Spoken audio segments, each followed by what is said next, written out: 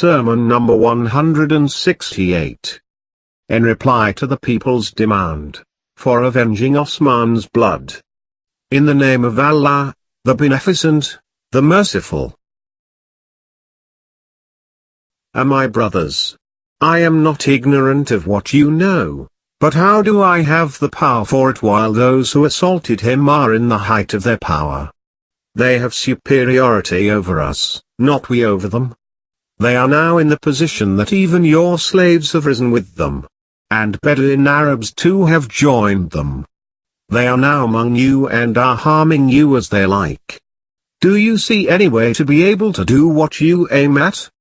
This demand is certainly that of the pre-Islamic period. And these people have support behind them. When the matter is taken up, people will have different views about it. One group will think as you do, but another will not think as you think, and there will be still another group who will be neither this way nor that way.